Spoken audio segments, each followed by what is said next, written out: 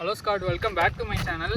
இன்றைக்கி இந்த வீடியோவில் என்ன பார்க்க போகிறோன்னு பார்த்தீங்கன்னா, நம்ம 2024 அட்வென்ச்சர் 390யோட ரிவ்யூ தான். இந்த வண்டி பார்த்தீங்கன்னா ஒரு 4 lakhs பக்கமாக வருதுங்க. என்ன இந்த வண்டியில் அவ்வளோ ஸ்பெஷாலிட்டி இருக்குதுன்னு பார்த்தீங்கன்னா, இந்த என்ஜின் தான். இது வந்து KTM 390, டியூக் 390 எல்லாத்துலேயுமே இதே என்ஜின் தான் யூஸ் பண்ணுறாங்க. இந்த என்ஜின்கோசரம் தான் இந்த ப்ரைஸு. ரெண்டாவது இதோட லுக்குன்னு தான் சொல்லுவோம். இதுக்கு காம்படிஷன் பைக்ஸ்ன்னு பார்த்தீங்கன்னா BMW 310 GS, அதுக்கப்புறம் வந்து பார்த்தீங்கன்னா சுசுக்கியில் விஸ்டாம்னு சொல்லிட்டு ஒரு மாடல் வந்து காம்படிஷனாக இருக்குதுங்க. நான் வந்து ஏன் இந்த வண்டி சூஸ் பண்ணேன்னா, சீப் குவாலிட்டி பிளாஸ்டிக் இல்லாமல் இதில் கொஞ்சம் பிளாஸ்டிக் குவாலிட்டி வந்து நல்லாயிருக்கு. ரெண்டாவது இது வந்து மிட்வெயிட் டூரர்னு சொல்லுவாங்க. அதே மாதிரி வந்து பார்த்திங்கன்னா பவர் தாங்க, பவருக்கு பஞ்சமே இல்லை இந்த என்ஜினில். ரெண்டாவது பார்த்திங்கன்னா இந்த டிசைன் வந்து எனக்கு ரொம்ப பிடிச்சிருந்துச்சுங்க. அதனால தான் இந்த வண்டி சூஸ் பண்ணேன். நிறைய பேர் வந்து போன கொடைக்கானல் ரைடில் வந்து பார்த்திங்கன்னா ஆங்கிள் சரியில்லைன்னு சொல்லியிருந்தீங்க. ஆங்கிள் வந்து கரெக்டாக இல்லைங்க. எதனாலன்னு பார்த்தீங்கன்னா, ஹெல்மெட் வந்து நான் கீழேயும் மேலேயும் போட்டதுனால கொஞ்சம் வந்து அந்த ஆங்கிள் வந்து கரெக்டாக இல்லை. இந்த தடவை வந்து பார்த்திங்கன்னா கொஞ்சம் கிளாரிட்டியாகவும் இருக்குன்னு நினைக்கிறேன். இது ஃபோனில் தான் எடுக்கிறேன், அதனால் கொஞ்சம் கிளாரிட்டியாக இருக்கும். நான் உங்களுக்கு வண்டிக்கிட்ட வாங்க, நான் அப்படியே காட்டுறேன் உங்களுக்கு. வந்து ஹெட்லைட் பாருங்களேன், டிஆர்எல் பாருங்கள், செம்மையாக இருக்குது. லுக்கே வந்து பயங்கரமாக இருந்துச்சுங்க ஃபஸ்ட்டு இந்த வண்டி பார்க்கும்போது. அதனாலேயே நான் அட்மையர் ஆகி இந்த வண்டி தான் எடுக்கணும்னு சொல்லிட்டு எடுத்தேன். நான் ஏன் எடுத்தேன்னு பார்த்தீங்கன்னா, எனக்கு வந்து பவர்ஃபுல்லான அட்வென்ச்சர் டூரர் வேணும்னு சொல்லிட்டு தான் எடுத்தேன். இந்த வண்டி எடுத்ததுக்கு காரணமே அதுதான். அதே மாதிரி வந்து பார்த்தீங்கன்னா உங்களுக்கு வந்து அட்ஜஸ்டபிள் சஸ்பென்ஷன் கொடுத்துருக்காங்க. கொஞ்சம் நீட்டாக இல்லை வண்டி வந்து பார்த்திங்கன்னா, கழுவவே இல்லை. நம்ம வண்டி எத்தனை கிலோமீட்டர்ஸ் ஓட்டியிருக்கோன்னு பார்த்தீங்கன்னா, உங்களுக்கு மொத்தமாக 775 ஓட்டியிருக்கோங்க. இதில் வந்து பார்த்திங்கன்னா நிறை குறைகள் எல்லாமே இந்த வீடியோவில் உங்களுக்கு கவர் பண்ணுறேன். இந்த வண்டியில் வந்து பார்த்திங்கன்னா ஒரு சின்ன ப்ராப்ளம் ஒன்று இருக்குது, ஸ்டாலிங் ப்ராப்ளம்னு சொல்லுவாங்க. ஸ்டாலிங் ப்ராப்ளம்னு பார்த்திங்கன்னா பவர் டு வெயிட் ரேஷியோன்னு சொல்லுவாங்க, இல்லை கீர் டு பவர் ரேஷியோன்னு சொல்லுவாங்க. அந்த வகையில் பார்த்திங்கன்னா இதோட ஸ்ப்ராக்கெட்டோட பல்லு வந்து பார்த்திங்கன்னா கொஞ்சம் பெரிய சைஸுங்க. அதனால் என்ன ஆகும்னா, உங்களுக்கு இப்போ நீங்கள் வந்து லோ ஸ்பீடில் போகும்போது உங்களுக்கு கீர் வந்து தட்டும். அது ஒரு ப்ராப்ளம்னு பார்த்தீங்கன்னா, உங்களுக்கு சின்ன பல்லு மாற்றினீங்கன்னா இதில் வந்து உங்களுக்கு அந்த ப்ராப்ளம் இருக்காது.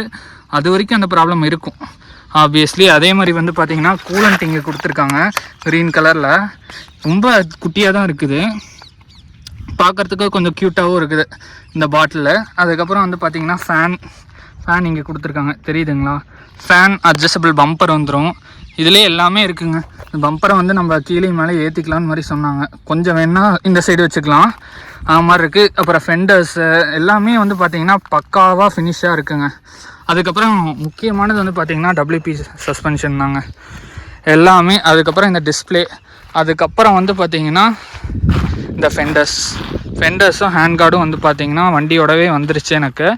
அதுக்கப்புறம் வந்து என்னென்ன சொல்லணுன்னா, உங்களுக்கு இந்த வீடியோவில் வந்து ப்ரோஸ் அண்ட் கான்ஸ் எல்லாமே சொல்கிறேன். ப்ரோஸ் அண்ட் கான்ஸ்ன்னு பார்த்தீங்கன்னா, வண்டி வந்து 6000 RPMக்கு மேலே இது வந்து வண்டியா இல்லை மிருகமானு சொல்லி நினைக்கிற அளவுக்கு இந்த வண்டி இருக்குதுங்க. ரொம்ப ரொம்ப ரொம்ப பவர்ஃபுல்லான என்ஜினு. அக்ரஷன் வந்து பயங்கரமான அக்ரஷனுங்க. ஓகே, இப்போ வீடியோ ஆங்கிள் செட் பண்ணியாச்சுன்னு நினைக்கிறேன். வந்து என்ன சொல்லிட்டு இருந்தேன்னா, ப்ரோஸில் சொல்லிட்டு இருந்தேங்க. உங்களுக்கு ப்ரோஸில் வந்து பார்த்தீங்கன்னா என்ஜினில் வந்து பவர் இருக்குதுன்னு சொன்னேன். ரெண்டாவது வந்து பார்த்தீங்கன்னா பவருக்கு ஏற்ற பிரேக்குமே வந்து இதில் இருக்குது. டியூல் சேனல் ABS கொடுத்துருக்காங்க உங்களுக்கு. இதில் வந்து பார்த்தீங்கன்னா ஹில்ஸ் இப்போ போகிறீங்கன்னா உங்களுக்கு கார்னரிங் ABSன்னு சொல்லிட்டு ஒரு ஆப்ஷன் இருக்குதுங்க. கார்னரிங் ABS போட்டிங்கன்னா நீங்கள் சப்போஸ் டேர்ன் பண்ணும்போது உங்களுக்கு ஸ்கிட் ஆகுதுன்னா அந்த ஸ்கிட்டை வந்து இது வந்து ஹேண்டில் பண்ணும். அதுதான் இந்த வண்டியோட ஸ்பெஷாலிட்டியே. மூணாவது பார்த்தீங்கன்னா உங்களுக்கு என்ன ப்ரோஸ்ன்னு பார்த்தீங்கன்னா, இந்த சஸ்பென்ஷன் வந்து ரொம்ப சாஃப்டாக இருக்குது. நீங்கள் சப்போஸ் ஹில்ஸ் ஏறுறீங்க, குழியில் விட்றீங்க, எதுவாக இருந்தாலும் ஹேண்டில் பண்ணுதுங்க இந்த வண்டி. அதுக்கப்புறம் நான் கான்ஸுக்கு சொல்கிறேங்க. இப்போ வந்து ரொம்ப லாங் ரைடு போகிறீங்கன்னா உங்களுக்கு வந்து இந்த ஃபேன் வந்து ரொம்ப நேரமாக ஓடிட்டே இருக்குதுங்க. ஃபேன் சவுண்டு வந்து நமக்கு இரிட்டேட்டிங்காக இருக்கும் கொஞ்சம், அது ஒன்று ப்ராப்ளம்மு. ரெண்டாவது வந்து பார்த்திங்கன்னா உங்களுக்கு பின்னாடி வந்து பில்லியன் வந்து உட்கார முடியாதுங்க. கொஞ்சம் வந்து இதாக தான் இருக்கும், சீட்டு வந்து கொஞ்சம் ஹார்டாக தான் இருக்கும். நீங்கள் வேணுன்னா ஆஃப்டர் மார்க்கெட் சீட்டை வந்து வாங்கி இன்ஸ்டால் பண்ணிக்கலாம். ரெண்டாவது சொல்லிட்டேங்க. மூணாவது என்னன்னா, கைஸ், மூணாவது விஷயம் என்னன்னு பார்த்தீங்கன்னா, வண்டியில் வந்து விண்ட் பிளாஸ்ட் வந்து ரொம்ப ஜாஸ்தியாக இருக்குங்க. நான் இந்த வண்டியில் வந்து பார்த்தீங்கன்னா டாப் ஸ்பீடுன்னு பார்த்தீங்கன்னா 120க்கு மேலே போகல. ஆக்சுவலாக இந்த வண்டி வந்து டாப் ஸ்பீடு எவ்வளோ பண்ணுன்னு பார்த்தீங்கன்னா 172 பண்ணும். பட் ஆனால் நான் 120 தான் போனேன். ரெண்டாவது இதில் வந்து பார்த்திங்கன்னா இந்த விண்ட் பிளாஸ்ட்டுங்கிறது வந்து பார்த்திங்கன்னா அட்ஜஸ்டபிள் வைசர் தான் கொடுத்துருக்காங்க. பட் இருந்தாலுமே இந்த வைசர் வந்து அந்த வேலையை வந்து செய்யலைன்னு தான் சொல்லுவேன். இது வந்து ஒரு கான்ஸாக சொல்கிறேங்க. ஏன்னு பார்த்தீங்கன்னா, நம்ம ஒரு 4 லட்சம் போட்டு வண்டி எடுக்கிறோன்னா இதுக்கான எக்ஸ்டெண்டபிள் வைசரும் வந்து கொடுத்துருக்கணும். இன்னுமே கொஞ்சம் வைசர் வந்து ஹைட்டாக வரணும். இந்த வைசர் வந்து வரல.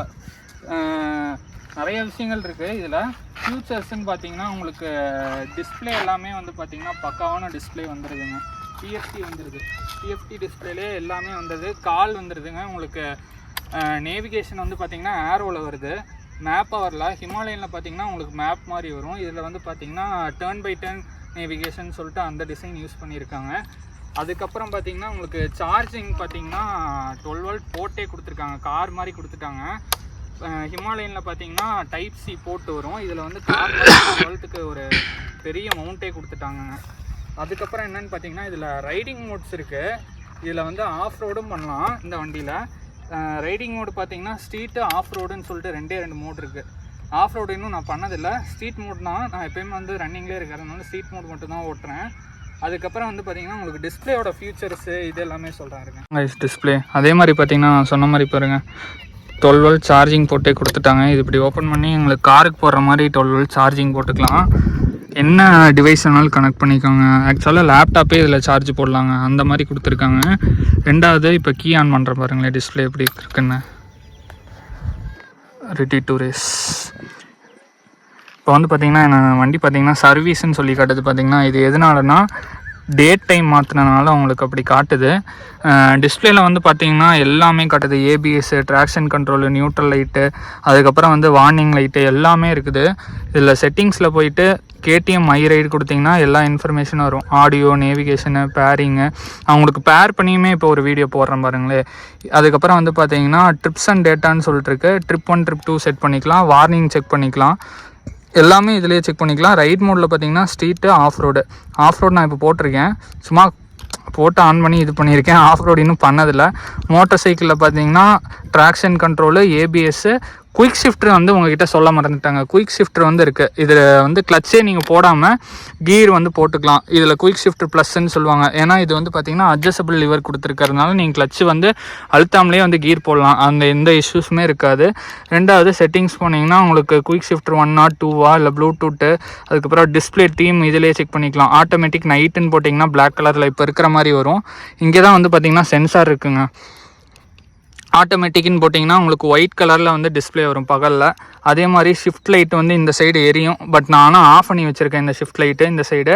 அதுக்கப்புறம் வந்து கிளாக்கு, டேட்டா, யூனிட்ஸ் இருக்குங்க. உங்களுக்கு யூனிட்ஸில் பார்த்தீங்கன்னா டிஸ்டன்ஸு, ஃபியூலோட எஃபிஷியன்சி எவ்வளோன்னு சொல்லி காட்டும். அப்புறம் லாங்குவேஜ் இருக்குது, சர்வீஸு, எக்ஸ்ட்ரா ஃபங்க்ஷன்ஸ்னு சொல்லியிருக்கு. இது நானே பார்த்ததில்ல, இப்போ தான் பார்க்குறேன். இதுலேயும் எம்டிசி, சிஏபிஎஸ்ன்னு சொல்லி போட்டிருக்கு. அவ்வளோதாங்க. மற்றபடி இப்போ ப்ளூடூத் ஆனில் இருக்குன்னா இதில் சிம்பிள் காட்டுது, பேட்டரியோட வால்டேஜ் காட்டுது, டேட் காட்டுது, ட்ரிப் 1 ட்ரிப் 2 காட்டுது. இப்போ என்னோடது 2மே ட்ரிப் 1ல் தான் இருக்குது. அதுக்கப்புறம் வந்து பார்த்திங்கன்னா உங்களுக்கு கால் பண்ணி இப்போ காட்டுற பாருங்களேன் எப்படி டிஸ்பிளே வருதுன்னு மட்டும் பாருங்கள். நான் கனெக்ட் பண்ணிவிட்டு டிஸ்பிளே இப்படி ஆன் ஆயிடுச்சு பார்த்தீங்களா. கால் பண்ணும்போது உங்களுக்கு தெரியுதுங்களா, நம்பர் வருது. இதில் வேணுன்னா கால் கட் பண்ணதுக்கப்புறம் வந்துச்சு பார்த்தீங்களா டிஸ்பிளே. இந்த மாதிரி இந்த ஃபீச்சர்ஸும் இருக்குது. உங்களுக்கு நிறைய ஃபீச்சர்ஸ் இருக்குது. இதுலேயே வந்து பார்த்திங்கன்னா உங்களுக்கு சைட் ஸ்டாண்ட் போட்டால் சைட் ஸ்டாண்ட் இண்டிகேஷனு எல்லாமே நோட்டிஃபிகேஷன் எல்லாமே வந்துடும். இந்த டிஸ்பிளே நல்லா தான் இருக்குது. பட் இருந்தாலும் இதுக்கு ஒரு ப்ரொடக்டிவ் கவர் கொடுத்தா இன்னுமே நல்லா இருந்திருக்குங்க. ஏன்னா நம்ம இவ்வளோ ரேட் போட்டு வாங்குறதுனால நமக்கு ஒரு ப்ரொடக்ஷன் கவர் கொடுத்துருந்துருக்கலாம் இதுக்கு. மற்றபடி இங்கே ஜாய்ஸ்டிக் வந்துடுதுங்க இது ஹேண்டில் பண்ணுறதுக்கு. ஜாய்ஸ்டிக்கோட குவாலிட்டின்னு பார்த்திங்கன்னா நல்லா இருக்குதுங்க. இந்த மாதிரி ஹெட்லைட் பாருங்களேன் எப்படி இருக்குதுன்ட்டு. அப்படியே பவர்ஃபுல்லாக இருக்குது. பார்க்கும்போதே ஒரு இந்த டிஆர்எல் செட்டப்பே வந்து பயங்கரமாக இருக்குதுங்க. எனக்கு ரொம்ப பிடிச்சிருக்குதுங்க. அதே மாதிரி உங்களுக்கு இந்த வண்டி பிடிச்சிருக்கா இல்லையான்னு சொல்லி கமெண்ட் பண்ணுங்கள். நம்ம வீடியோவோட எண்டுக்கு வந்துட்டோம். ஹெட்லைட்டோட பவர் எப்படி இருக்குதுன்னு சொல்லி காட்ட மறந்துட்டேன். இது வந்து வீடியோட நடுவில் தான் மர்ச் பண்ண போகிறேன். நீங்கள் பார்ப்பீங்கன்னு நினைக்கிறேன். இது வந்து ஹை பீமுங்க, இது வந்து லோ பீமு. ஹை பீம்னா கொஞ்சம் மேலே அடிக்குது, இது வந்து லோ பீம்னா இங்கே இதுலேயே அடிக்குதுங்க. அவ்வளோதான் டிஃப்ரென்ஸு. அதுக்கப்புறம் ஹாரன் சவுண்டு பார்த்தீங்கன்னா இதுதான் ஹாரன் சவுண்டுங்க. வீடியோட அதாவது உங்களுக்கு கன்சோல்னு பார்த்தீங்கன்னா இப்படி தான் இருக்கும். ஜாய்ஸ்டிக்கில் லைட் எரியும், அதுக்கப்புறம் இந்த சைடும் வந்து உங்களுக்கு லைட் எரியுங்க. அதாவது இக்னிஷன் சுவிட்ச்லேயும் வந்து லைட் எரியும். இதுதான் வந்து ஓவராலாக நைட்டில் வந்து இப்படி தான் லுக் இருக்குங்க. இது ஓரளவுக்கு தான் கிளாரிட்டியாக தெரியும்னு நினைக்கிறேன், ஏன்னா நைட் எடுக்கிறதுனால. ஹெட்லைட்டோட வெளிச்சம்னு பார்த்தீங்கன்னா டீசெண்டாக தான் இருக்குது, குறைலாம் ஒன்றும் சொல்ல முடியாது. ஹைபீமும் அப்படியே ஆன் பண்ணிக்கலாம். ஹைபீம் வந்து பார்த்திங்கன்னா இங்கேயே பட்டன் கொடுத்துருக்காங்க, லாங்க்கு இப்படியே அழுத்திக்கணும். தனியாக இங்கே வந்து லைட் சுவிட்சுக்குன்னு இல்லை. கைஸ், ஓவராலாக பார்த்தீங்கன்னா உங்களுக்கு இந்த வண்டியோட ஒரு குட்டி ரிவ்யூ மாதிரி கொடுத்துருக்கேன். முக்கியமான பார்ட் வந்து என்ஜினோட பிஹெச்பி சொல்ல மறந்துட்டேன். இது வந்து 42 பிஹெச்பி பவர் ப்ரொடியூஸ் பண்ணுது. அதே மாதிரி 37 Nm டார்க் வந்து ப்ரொடியூஸ் பண்ணுதுங்க. இதில் வந்து டார்க் கம்மி தான், பட் ஆனால் இதுக்கு ஏற்ற பவர் வந்து கொடுத்துருக்காங்க இந்த வண்டியில். ஹிமாலயனில் பார்த்தீங்கன்னா உங்களுக்கு 40 பிஹெச்பி தான் ப்ரொடியூஸ் பண்ணும், ஆனால் வந்து டார்க் வந்து அதுக்கு ஈக்குவலண்ட்டாக ப்ரொடியூஸ் பண்ணும். அந்த வண்டி எதுக்குன்னு பார்த்தீங்கன்னா, ஹிமாலயன் வந்து நான் குறை சொல்ல விரும்பலை, பட் இருந்தாலுமே அதுவுமே ஒரு நல்ல வண்டி தான். அதில் என்ன குறைபாடுன்னு பார்த்தீங்கன்னா, இந்த சேஸ் வந்து அந்த வண்டியில் உடையுதுங்க. இந்த வண்டியில் வந்து இந்த சேஸ் வந்து பிரச்சனையே இல்லை, நீட்டான வண்டி இது. ஆக்சுவலாக நான் எடுத்ததுக்கு காரணமே வந்து அது வந்து புது வண்டி, புது இன்ஜினு. இது சிங்கிள் சிலிண்டர் 390 இன்ஜினு. அது வந்து ஷெப்பா இன்ஜின்னு சொல்லுவாங்க. அந்த ஷெப்பா இன்ஜின் வந்து பார்த்திங்கன்னா மார்க்கெட்டுக்கே புதுசு. அந்த வண்டி வந்து மார்க்கெட்டுக்கே புதுசு. அதனால் எனக்கு வந்து பர்சனலாக பார்த்தீங்கன்னா, நான் ஆல்ரெடி ஒரு ராயல் என்ஃபீல்டு வந்து ஓன் பண்ணுறேன். எனக்கு அதோட சர்வீஸ் சாட்டிஸ்ஃபேக்ஷன் வந்து இல்லாதனால தான் நான் இந்த வண்டி எடுத்தேங்க. மெயினான ரீசனே வந்து சர்வீஸ் வந்து சரியில்லை ராயல் என்ஃபீல்டில். நான் வந்து பார்த்தீங்கன்னா கிளாசிக் 350 வச்சுருக்கேன். எனக்கு அதில் வந்து பார்த்தீங்கன்னா நான் செயின் ஸ்ப்ராக்கெட் மட்டுமே 5 தடவை மாற்றிருக்கேங்க இது வரைக்குமே. அதோட டிசப்பாயின்மெண்ட் காரணமாக தான் வந்து இந்த வண்டி எடுத்தது. அந்த வண்டி குறையும் சொல்ல முடியாது, அந்த வண்டி சூப்பர் வண்டி தான். பட் இருந்தாலுமே வந்து பார்த்திங்கன்னா செயின் ஸ்ப்ராக்கெட் வந்து 5 தடவைங்கிறது வந்து ஓவருங்க. நான் வந்து வண்டி வந்து 1.5 லட்சத்துக்கு போட்டு வாங்கினேங்க. 2018 1.5 லட்சம் போட்டு வாங்கினேன். நான் அதுக்கு மெயின்டெனன்ஸ் மட்டுமே எனக்கு தெரிஞ்சு ஒரு 2 லட்சம் பக்கமாக பண்ணியிருப்பேங்க. எனக்கு தெரிஞ்சு பண்ணியிருப்பேன் அப்ராக்சிமேட்டாக. செயின் ஸ்ப்ராக்கெட்டு, ஆயிலு, பெட்ரோலு எல்லாமே சேர்த்தி. அதுக்கப்புறம் வந்து பார்த்திங்கன்னா அந்த வண்டி விடுங்க, நம்ம இந்த வண்டி பற்றி தான் பேச வந்திருக்கோம். இந்த வண்டி வந்து நீங்கள் 2024 வாங்கலாமான்னு கேட்டிங்கன்னா கண்டிப்பாக வாங்கலாம். என்ன ஒரே ஒரு இதுனா, உங்களுக்கு சீட்ஸ் வந்து இன்னும் கொஞ்சம் கம்ஃபர்டபுளாக இருக்காது. கம்ஃபர்டபுளாக வேணும்னா நீங்கள் வேறு சீட் ஏதாச்சும் ஆஃப்டர் மார்க்கெட்டில் வாங்கி போட்டுக்கிட்டிங்கன்னா, இப்போ ஜெல் சீட் வந்துடுச்சு, ஜெல் சீட் கூட நீங்கள் வாங்கி போட்டுக்கலாம். அதாவது டிரைவர் சீட் வந்து பார்த்திங்கன்னா உங்களுக்கு கம்ஃபர்டபுளாக தான் இருக்கும். இந்த பில்லியன் சீட் வந்து கொஞ்சம் ஹார்டாக தான் இருக்கும், அது ஒரு குறை இருக்குது. ரெண்டாவது வந்து பார்த்திங்கன்னா உங்களுக்கு இந்த இடத்துல ஒரு சப்போர்ட்டே இல்லாத மாதிரி டிசைன் கொடுத்துருக்காங்க. இந்த இடத்துல வந்து ஏதாச்சும் ஒரு சப்போர்ட் இருக்கணும். மோஸ்ட்லி இது வந்து அட்வென்ச்சர் பைக்கு இப்படி தான் இருக்கும்.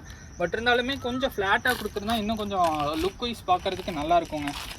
அடுத்தது வந்து பார்த்திங்கன்னா உங்களுக்கு எடுக்கலாமா வேண்டாங்கிற பட்சத்தில் வந்து நீங்கள் கண்டிப்பாக இந்த வண்டிக்கு போகலாம். நான் ஃபஸ்ட்டு இந்த வண்டி வாங்குறதுக்கு முன்னாடி என்னென்ன வண்டி பார்த்தேன்னா, ஹிமாலயன் பார்த்தேன், நிஞ்சா 300 பார்த்தேன்.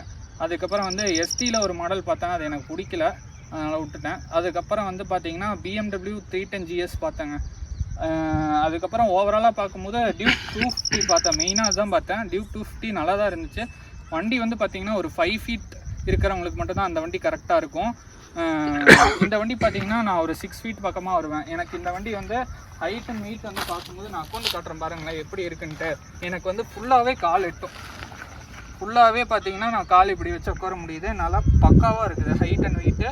ரெண்டாவது என்னால் அட்ஜஸ்ட் பண்ணி ஓட்டுறதுக்கு எனக்கு சூப்பராக இருக்குது. நான் நின்றுட்டு ஓட்டியிருக்கேன், இது பண்ணி ஓட்டியிருக்கேன். எனக்கு எல்லாமே அட்ஜஸ்ட்ஃபுல்லாக கரெக்டாக இருந்துச்சு. இந்த வண்டி பார்க்கும்போது எனக்கு செட் ஆச்சு. அதனால் இந்த வண்டி எடுத்துட்டேங்க. நான் உங்களுக்கு சும்மா அப்படியே ஓட்டி காட்டுறேன் பாருங்களேன்.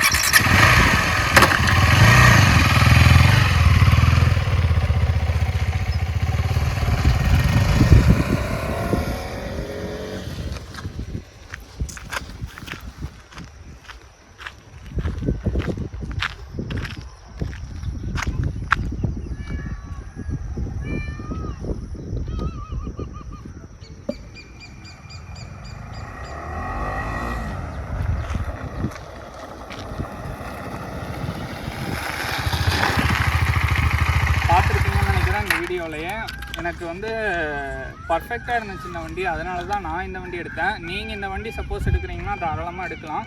அதுக்கு முன்னாடி இருக்கிற 2 வண்டி இது காம்படிஷன் பார்த்தீங்கன்னா BMW 310 GS, அதுக்கப்புறம் வந்து ஹிமாலயன் V-Stormங்க, ஹோண்டா V-Storm. அது எல்லாத்தையுமே டெஸ்ட் பண்ணி பார்த்துட்டு உங்களுக்கு எந்த வண்டி கரெக்டாக இருக்கோ அந்த வண்டி எடுங்க. இந்த வீடியோ பிடிச்சிருந்துச்சுன்னா லைக் பண்ணுங்கள், ஷேர் பண்ணுங்கள், சப்ஸ்கிரைப் பண்ணுங்கள், அதே மாதிரி கமெண்ட் பண்ணுங்கள். இந்த வண்டியை வச்சு இன்னும் பார்த்தீங்கன்னா நான் மைலேஜ் டெஸ்ட் பண்ணலான்னு சொல்லியிருக்கேன். 1 லிட்டருக்கு எவ்வளோ மைலேஜ் கொடுக்குதுன்னு சொல்லி பார்க்கலான்னு இருக்கேங்க. அதுக்கப்புறம் வந்து பார்த்தீங்கன்னா இதோட கீர் டு பவர் ரேஷியோ டெஸ்ட் வந்து கண்டிப்பாக பண்ணுவேன். ஏன்னா இதில் மெயினான விஷயமே அதுதான் நான் சொல்ல வந்தேன். இந்த ஸ்டாலிங் ப்ராப்ளம் ஒன்று மட்டும்தான். கீர் டு பவர் ரேஷியோங்கிறது வந்து பார்த்திங்கன்னா லோ ஸ்பீடில் உங்களுக்கு பவர் வந்து எவ்வளோ கொடுக்குது மீன்ஸ் இப்போ நீங்கள் 30 to 40 ஸ்பீடில் போகிறீங்கன்னா உங்களுக்கு வந்து பார்த்திங்கன்னா இந்த கீர் வந்து தட்டுதா இல்லையான்னு சொல்லி நான் உங்களுக்கு காட்டுறேன். அதே மாதிரி ஸ்ப்ராக்கெட்டும் மாற்றி காட்டுறேன், எப்படி இருக்குன்னு சொல்லி பாருங்கள். வேறு ஏதாச்சும் டவுட் இருந்துச்சுன்னா கமெண்ட் பாக்ஸில் கமெண்ட் பண்ணுங்கள். இதே மாதிரி இன்னொரு வீடியோவில் பார்க்கலாம். பாய்ங்க.